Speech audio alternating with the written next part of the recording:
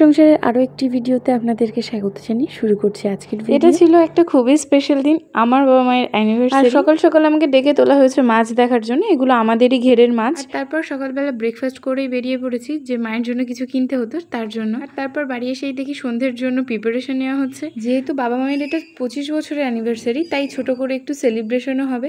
তার জন্য মা বাবা অনেক ব্যস্ত ছিল। আর আমি বানিয়েছিলাম সর্ষে ইলিশ। আর এই সর্ষে ইলিশের রেসিপিটাও আমার চ্যানেলে দেওয়া আছে, তোমরা চাইলে দেখে আসতে পারো। আর বানিয়েছিলাম লোটে মাছের চচ্চড়ি। আর দুপুরবেলা এগুলোই খেয়েছিলাম। আর তারপর একটু রেস্ট নিয়ে বেরিয়ে পড়েছি। আরও কিছু আয়োজন বাকি আছে, তো সেগুলোরই জন্য আমরা তো বেরিয়ে পড়েছি। আর মাঝ রাস্তায় নেমেছিল বৃষ্টি, যদিও বৃষ্টিটা খুবই গুড়ি গুড়ি পড়ছিল, তাই অতটা সমস্যাও হয়নি। তো প্রথমেই চলে এসেছি কেক নিতে মিও আমরিতে।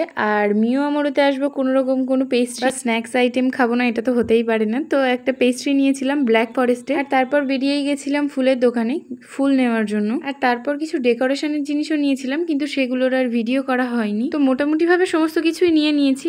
এবার বাড়ি গিয়ে হালকা ডেকোরেশন হবে আর সেলিব্রেশন। যেহেতু আমাদের সঙ্গে বোন ছিল আর ও কিছু খেয়ে বেরোয়নি, যার জন্য আমরা রাস্তাতেই একটু মোমো খেয়ে নিয়েছিলাম। আর তারপর গল্প করতে করতে চলে আসলাম বাড়ি। আর বাড়ি এসেই দেখি রান্না বান্নাও শুরু হয়ে গেছে। আর যেহেতু বাবা একা একা রান্না করছিল, তাই আমি ভাবলাম আমিও একটু হেল্প করি, কিন্তু খুন্তিটা এত বড় ছিল যে আমি ঠিক করে ধরতেই পারছিলাম না। তাই পরে এসেছিল আমার মামি, আর বাকিটা বাবা আর মামি মিলেই সামলে নিয়েছে। আর তারপরে আমি মাকে রেডিও করিয়ে নিয়েছি।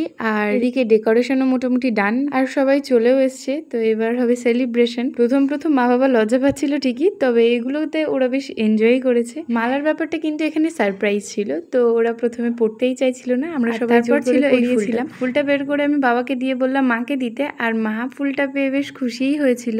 আর তারপরেই শুরু হয়েছিল ফটো সেশন। আর এটাও রীতিমতন জোর করেই, যে সিঁদুর দানের ব্যাপারটা সবাই বলছিল সবকিছুই যখন হলো তাহলে একটু সিঁদুর দান হয়ে যাক। আর আমরাও বললাম যে তাহলে হয়েই যাক। তাই বাবা মায়ের সিঁদুর দানের পর্বটাও আমরা আর একবার দেখে নিলাম। আর এই মোমেন্টটা দেখো, জাস্ট কত সুন্দর।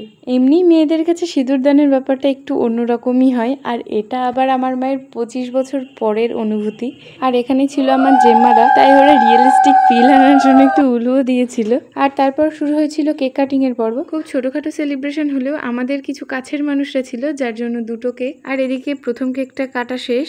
আর বাবা প্রথমে মাকে খাইয়ে দিয়েছে, তারপরে মা দিয়েছিল বাবাকে, আর তারপর কেটেছিল দ্বিতীয় কেকটা। আর কেকটা কাটার পর আমার বাবার কাণ্ড দেখো, দেখেই বুঝতে পারছো যে কতটা রসিক মানুষ উনি। কেকটা কেটেই প্রথমে নিজে খেয়েছে এবং তারপরে খাইয়েছে আমার মাকে। আর সন্ধেবেলার স্ন্যাক্সে ছিল কেক আর সিঙ্গারা, আর ছিল ফ্রুটি। কিন্তু ব্যস্ততার কারণে আমি ক্লিপগুলো নিতে ভুলে গেছি, শুধু ফ্রুটিটারই ক্লিপ নিয়েছিলাম। আর তারপর ডিনারে ছিল বাসমতি রাইসের বাসন্তী পোলাও আর চিকেন কষা। আর আমার তো বিরিয়ানি, পোলাও, ফ্রাইড রাইস যে কোনো কিছুর সঙ্গে কোল্ড ড্রিঙ্কসটা ম্যান্ডেটরি, তাই আমার ফেভারিট কোল্ড ড্রিঙ্কসও ছিল। আর ছিল মিষ্টি, যেটা আমি নিইনি।